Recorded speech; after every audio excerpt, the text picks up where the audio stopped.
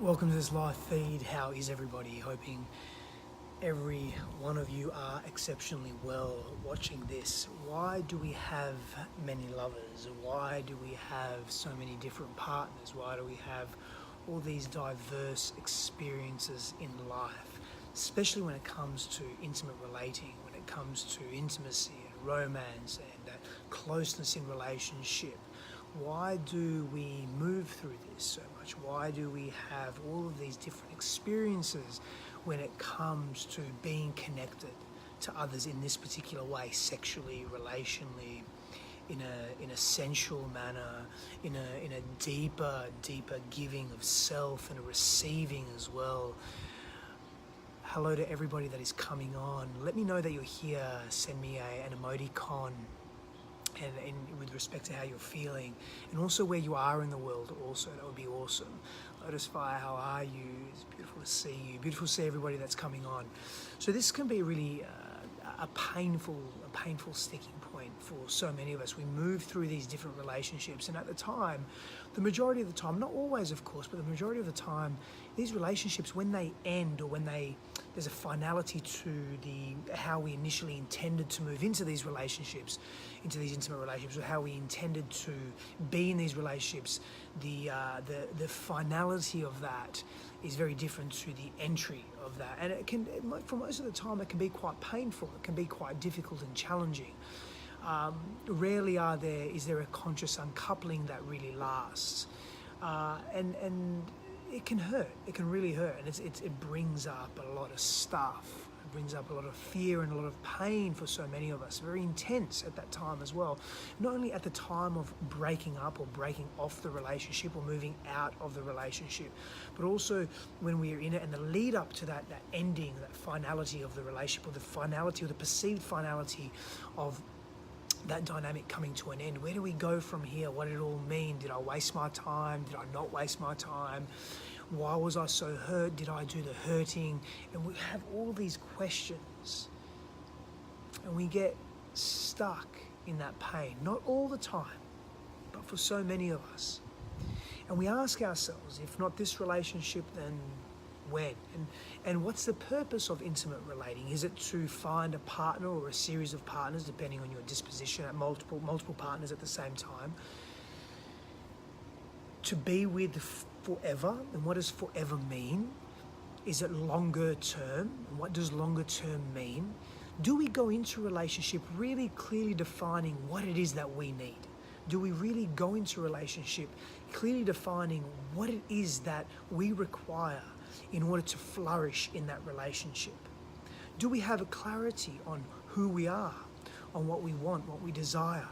You see, there's this stigma around desiring as well, that if we desire something, that is dangerous for us to desire. And whilst to an extent, in this context, that is very true, desiring is also very natural to the human condition.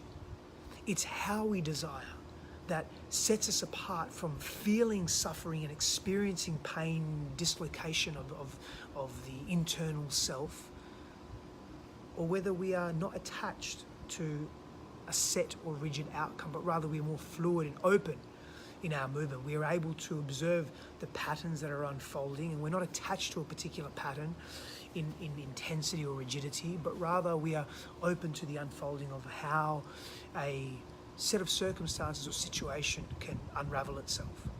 So we go back to this entering. Hey Michelle, how are you? Gold Coast, wishing you magic as well. Beautiful place to be right now. So this unraveling of self, this unraveling of the relationship as well. What does it all mean? I'm sure there are many of us, and you can put your hand up here if you're one of these people, that have been through at least 1, 2, 3, 4, 5 different intimate relationships in your lifetime. And what has it all meant for you? How has that transpired for you? What was your intention or your level of clarity going in to the relationship? Did you feel connected? Did you have a clarity about what you wanted, how you wished to behave, how you would think you would respond or react? Rather respond. Hey Cody, how are you? That how you would respond to difficulty or challenge? Or were you completely blinded by the hormonal phase of the relationship? Were you completely polarized and not paying attention to your needs and the needs of that person or persons in the relationship, in the intimacy that you were experiencing? See, we lack this clarity. We go back to this original question of why so many partners, or why many partners? And it's different for everybody, of course. And this is really something that is interesting to observe. Let's go deeply into this, because of course it's different for everybody. There are a multitude of reasons why we may have multiple partners or different partners, and why we may experience love and care and sincerity and intimacy and bonding and closeness from different people. But what's important to understand is, what does it mean for you? How do we grow and learn from each relationship that we engage in? And Michelle says it's entering a relationship from a conscious choice and awareness. And I completely resonate with that. And I believe when we are able to enter that place, when we're able to enter a space of connectedness and intimacy from a higher state of consciousness and awareness around self, around who we are, around what we want, what we desire, what we need, how we wish to show up. I want to speak to showing up for a moment. What does showing up actually mean? How can we actually show up to a relationship, or how can we show up to life? And the only way to really show up to life is to be self, is to know self, is to be congruent with self, is to be integrated in our being, is to not take all of life so personally, is to understand our own muck, but also understand our own bliss and our own joy.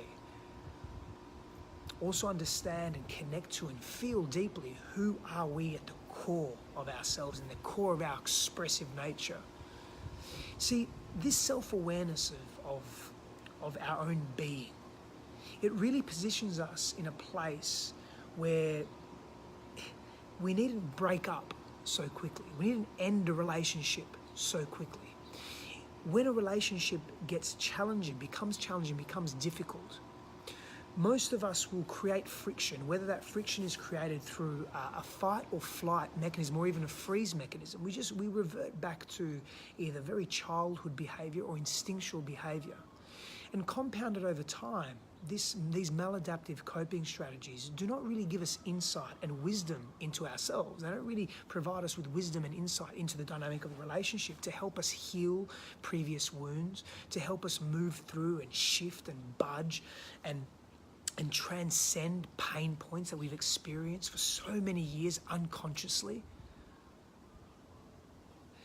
But if values are aligned, so if you enter a relationship really knowing who you are, knowing what you want, and then taking the time to, and time isn't, and when I say time, here's an interesting thing.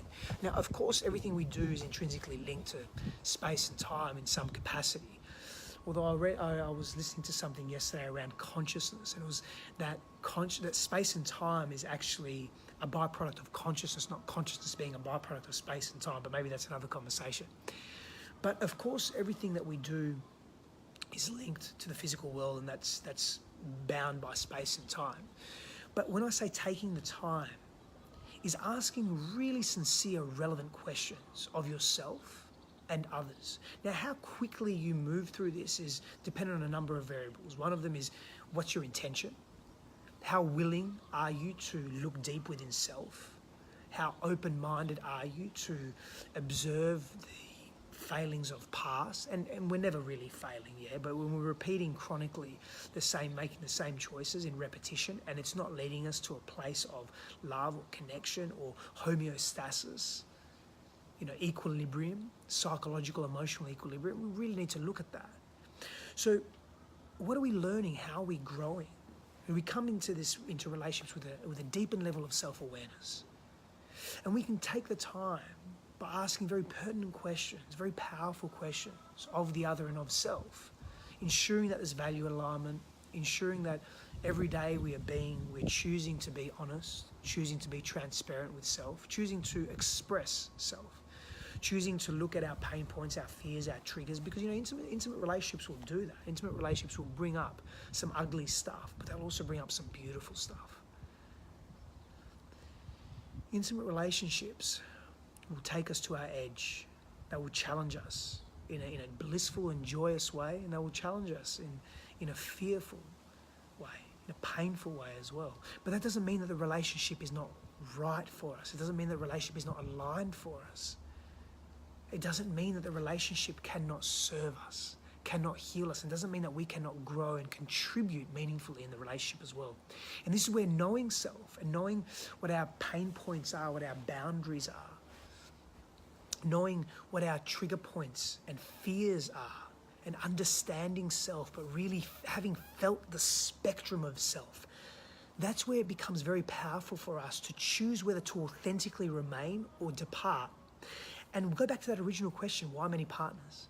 And one of the responses to that is because we haven't grown through those pain points that we can remain long enough to gain the wisdom, to receive the information, the wisdom, the knowledge, the learning, the teaching, the growth, the expansion. So we have to be on repeat. Now, I'm not insinuating stay in a painful relationship or a toxic relationship or an unhealthy relationship because you've got to learn something. The precursor to that is having a base level of self-awareness, an understanding of self. And in order to do that, we simply have to move through various experiences. We have to have many partners. So another response is because it's necessary to have many partners. Like it's necessary to have different friends. It's necessary to have different experiences. It's necessary to experience joy in different ways. It's necessary to experience pain and fear in different ways. And when we allow ourselves to learn and grow from those experiences instead of ignoring them and ignoring the feelings and the emotions that these charged experiences produce, that becomes a game changer. Because now we're growing and we're learning. We're up-leveling ourselves. We're taking ourselves to another place. You know, in my own life, I haven't had many intimate partners. I mean, again, many is an arbitrary term. It's very, very contextual. 4 or 5 intimate partners in my life. And what I learned was that I was making choices that were very similar. And it had to do with my avoidance of self, avoiding the lessons and the teachings and the growth that each relationship was giving me, but I was ignoring it and avoiding it because I was scared. I was scared to face that darkness within myself. I was scared to face that shadow within myself. I was scared to face the pain and the fears within myself. So, being a man, I didn't like that. So, because there were parts of me that knew that but couldn't put verbiage and language to it. So I would become strong in other areas. I would become strong in physical output. I would become strong in emotional resilience in other areas. I would take my body to very painful places to demonstrate that I am strong, that I have strength. But in interrelational, intimate relationship, I didn't really go at depth. I didn't utilize the beautiful people, the beautiful women that were in my life as a congruent mirror into my own self. And in turn, I wasn't able to be that for them. So I was being a disservice to them as well. So we repeat. Now, I'm not insinuating either that we keep doing this until we meet someone and then we're with that person for the rest of our lives. If that's your disposition, if that's your belief system, if that's what you yearn for, if that's what you feel is right for you, then fantastic. That's the path that you'll take. Well, that's the path that you'll yearn to take. That's the path that you'll attempt to create, or you will create for yourself. And again, depending on so many variables. But what's important is these beginning stages of learning about self, understanding self, connecting to self, feeling self, being open to learning and growth that any relationship gives us. And that requires us looking at the yucky stuff. That requires us looking at the aspects of self that aren't super attractive, looking at the aspects of self that are painful and hurtful, observing, feeling the full spectrum of emotions that come into play when we are connecting in relationship.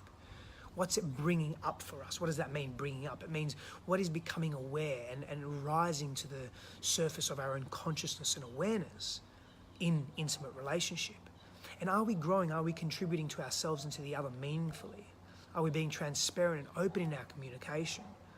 Are we really paying attention to what we're feeling in our bodies, to what we're feeling in here? Are we really paying attention to the truth of who we are? Because if we're not paying attention, if we're not moving with a sincere, deliberate intention, in other words, a prefabricated idea of what we desire, then we're going to be aiming blindly in the relationship. And that prefabricated idea is just that we are applying thought and attention and feeling to what we wish to experience. Now, if we don't experience that, that's okay, but then we have an opportunity to pivot, to observe, to feel, to be embodied in posture. That means it's not just an intellectual adaptation, but it's a kinesthetic adaptation as well. It's an emotional, spiritual adaptation. And again, we're constantly refining, consistently refining who we are. Consistently.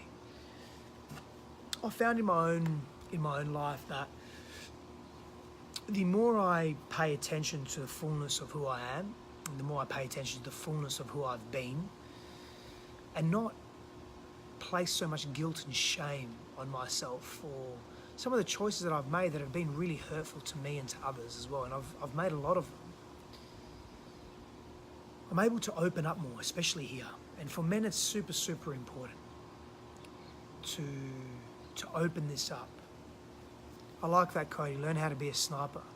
And that's very important, is being able to target our own emotional state and go for it. Really, really go for it. And be there, be in that. Feel that fully. Immerse into that. And then emerge from it a different person, a person that has gained a level and a layer of wisdom. As I said, in my own life, I struggled very much to be congruent and be very real, because I was scared of what I did not know. There was so much I did not know in my own life.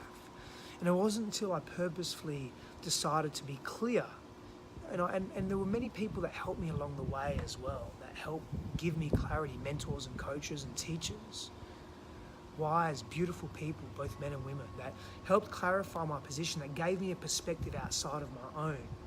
I was able to see myself differently. And that's what intimate relationship does. Ultimately, that's what it does, and it does it exceptionally well, because our intimate relationships are reflections of what we did and did not receive, both consciously and unconsciously, from our primary caregivers during our formative years. And it's the body attempting to come back into that homeostatic place, or an idea of what it means to be in homeostasis. And part of that is familiarity, part of that is yearning for safety and stability, part of that is healthy exchange and relating. Feeling loved, giving love, receiving love in a healthy, connected, open way. How do we do this if we don't know ourselves? How do we do this if we don't understand who we are? How do we do this if we don't feel the fullness of what and who we are? We will struggle immensely. We will struggle deeply. So why so many partners? Why so many partners? Maybe we just need to learn. Maybe we just need to grow through. Maybe we need to really take the time, or the attention rather. It's more of an attentive process and a sincere process with deep, deliberate intention to grow from each unique and carefully crafted experiences that we have, that we move through. Especially these experiences that are important to us, especially these experiences of deep intimacy and romance and connection and belongingness and commitment. Our ability to move through our painful points, our ability to move through the difficulty that we experience in life, our ability to reflect diligently on who we've been and who we are and where we wish to go, and to learn so openly from these magnificent experiences that we are able to partake in, that we create for ourselves, to take onus and responsibility for that, to acknowledge the wisdom from each experience, to fortify the value of that experience, to lock it into our neurology, into our bodies, into our psyche, into our emotionality. That is fucking powerful. And if we do that continuously, we minimize the pain and the hurt that we have to feel, or the chronic nature of experiencing the same shit but on a different day or in a different way. There's nothing wrong with pain and fear. There's nothing wrong with experiencing difficulty and challenge. That's how we grow. But the issue comes when we're repeating the same choices, we're making the same choices over and over again, and we're losing ourselves. We get to a point where we're wearing so many fucking masks, we don't know which one is us, which one is really us, and they're all us. But are they the us that we wish to be? And we bring this notion of of self into relationship, honoring self and honoring others simultaneously. And I call this notion selfish selflessness. And for me, this is the next stage of our evolution as human beings in intimate relationship. You know, there's this movement at the moment around, you've got to look after yourself, and you have to, it's all about self, and it's all about self-love, and it's all about self-worth. And I couldn't agree more. I very much agree with that. What's happening is I'm seeing this shift though in expression around, well, I'm going to prioritize myself at any cost, even at your well-being. And there's this selfish, hyper-selfish movement around all this. There's this hyper-selfish movement around preserving the self. But to me, that's not evolution. That's not us growing. Of course, everything is growth, right? We come back in swings and we come full circle into everything. But that's not growth for me. That's not longer-term growth. To me, it's the art is, how do we be selfish in a healthy way and selfless in a healthy way simultaneously? That's the art, that's the skill, that's the fucking challenge and difficulty. And it means sometimes prioritizing others over us. And an example of that is maybe your partner is experiencing deep, deep pain. There's something that you wish to do or be. And at that point in time, in that moment, you realize that their pain, the trauma that they are experiencing, is more important than what you wish to do. You may not be honoring yourself because you really wish to do something, but in that moment, helping heal that person, being part of their healing journey, that's fucking powerful. So you're prioritizing that. If you constantly do that, if you're validating yourself through external reinforcement, that's a problem. That is not you honoring yourself. But here's the thing, here's the power in all of this. Finding that balance point and being able to do both, selfish, selflessness, simultaneously, that's our power. Massively. And it's very challenging and very difficult to do. It's something that I consciously practice. And sometimes I don't know how, and I don't know where I'm going with it, because it is a balancing act. But if we don't immerse ourselves in that space, we will never know and we will never grow. We will never realize the power of that. So how can we move? How can we shift from having all these partners? And sometimes we just give up, right? We just, fuck this, it's too difficult. I'd rather be on my own. It's easier to be on my own. It's easier to be solo. And we continue to be hyper selfish again.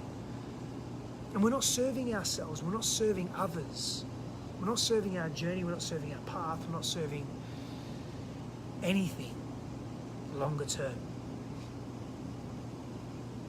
There's nothing wrong with having many partners at all.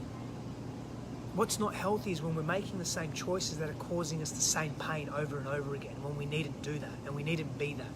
That's an issue. And what I'm here to say is that most of us do that. Most of us make those choices. Most of us continue to be in relationship after relationship because we're not fully connected to ourselves. Because we're making the same choices unconsciously, being dictated by old patterns of past that no longer have a place in our present. Maybe those coping strategies had a place in the past and they kept us safe and they protected us, and we need to thank them. And we need to thank ourselves for being that person to keep us sane, to keep us connected and somewhat healthy. But do they have a place now? Must we act like we used to when we were a traumatized child with our current adult partners? The answer is probably not. And we get to a point where it's so much pain around being with people that we just say, fuck it, I want to be on my own.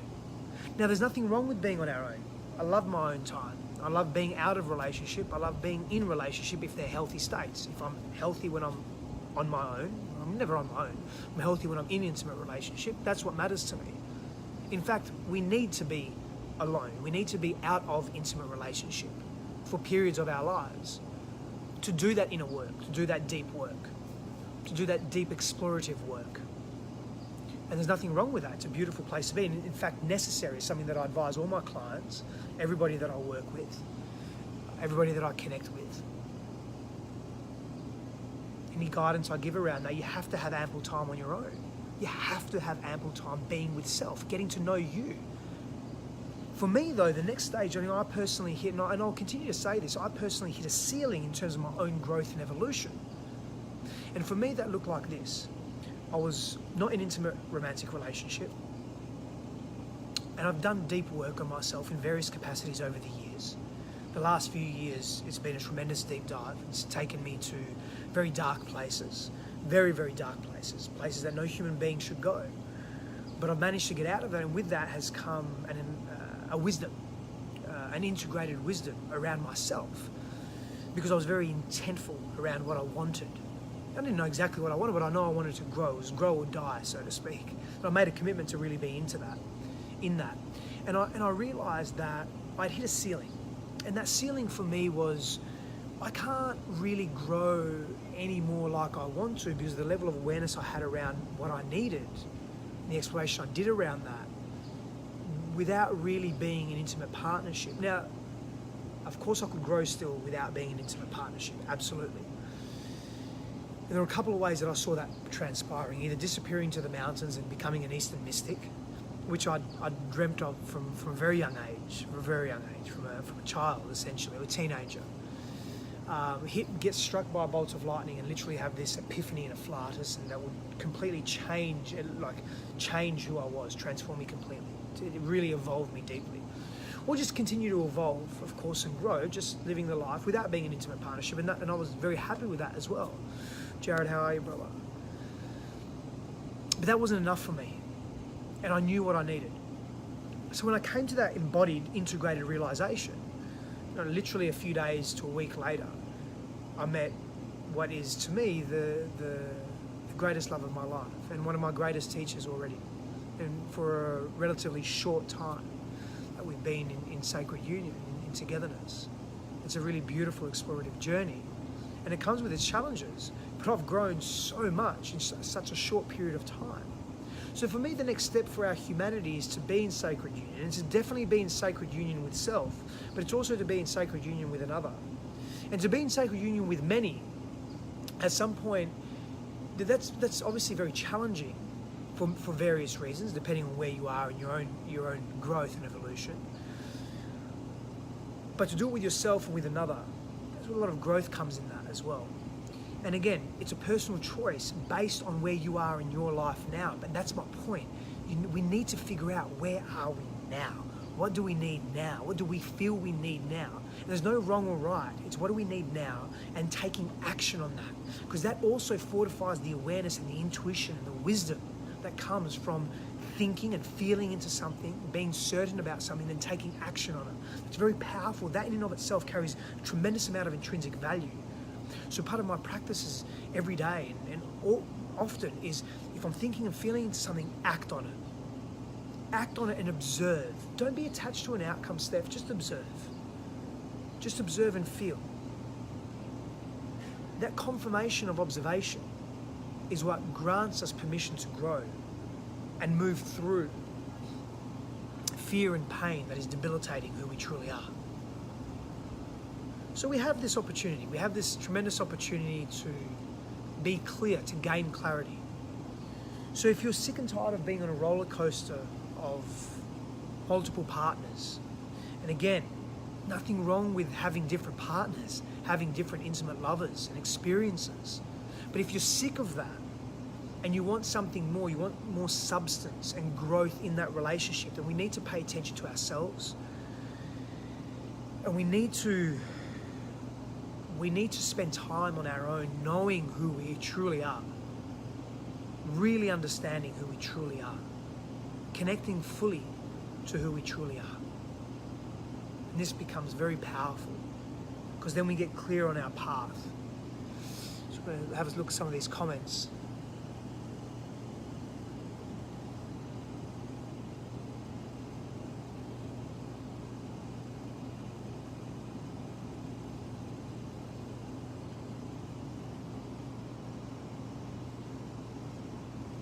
Interesting comments. Oh, my Facebook is doing something funny here. It's not really letting me see the comments properly. I'm not sure why. Let me see if I can make that different.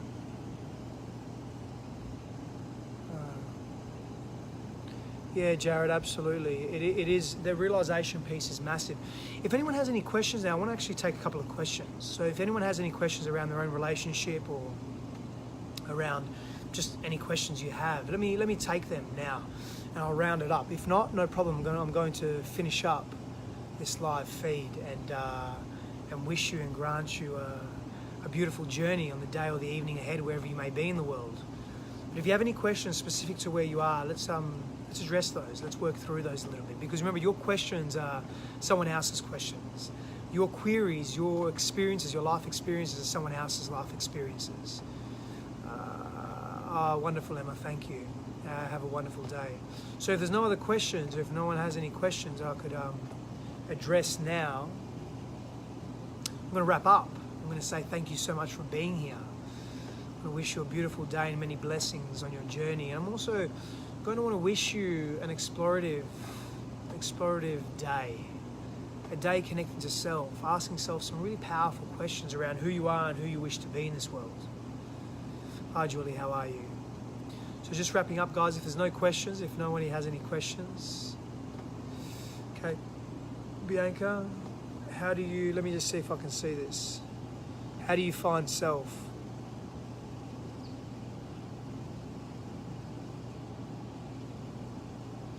Yeah, I don't know about empaths not being with someone long term. I feel that comes down to more management of self. And again, it's understanding self. It's knowing who you are. If you're an empath and you're a deep empath and you really feel other people's pains and joys and everything that they feel, and you feel I sometimes feel the world's everything. But it's about managing that. And that doesn't mean that you can't be with another human being intimately or romantically. It means, how do you manage yourself in these situations? How do you make the connections to give yourself greater safety and stability? So knowing what your safe zones are in terms of your emotional parameters and the boundaries that you set, the emotional, healthy, psychological boundaries you set for yourself, but also understanding how you respond to certain situations and how you, it's not about cutting yourself off as an empath, and I'm speaking as an empath now, but it's about toning and knowing when to feel and when not to, when's appropriate, and how to feel in a healthy, safe way as well. And to me, that doesn't mean that you can't be with anyone. In fact, if you're with the right person that aligns with who you truly are, they will actually give you power. They will give you healthy support and safety and stability to help you move through the empathetic feels that you have as a deep empath. So for me, it's the antithesis. If you're an empath, it definitely serves to be with someone that is of alignment with you, that can support you on your journey, and of course you will support them as well, because being an empath and feeling what other people feel, that's a beautiful gift as well. That's a gift of resonance. It's a gift of the other being seen and felt and heard, and that's just extremely powerful. It's a beautiful question, Bianca. Thank you for that. Thank you so much. Okay, guys and girls, beautiful people out there, I'm going to love you and leave you and say thank you so much for being here. Please share this video if you feel there's value in it, of course. Share with your loved ones, share with your friends. I look forward to seeing you again very soon in the realm of relationships. Take care. Many, many blessings on your journey.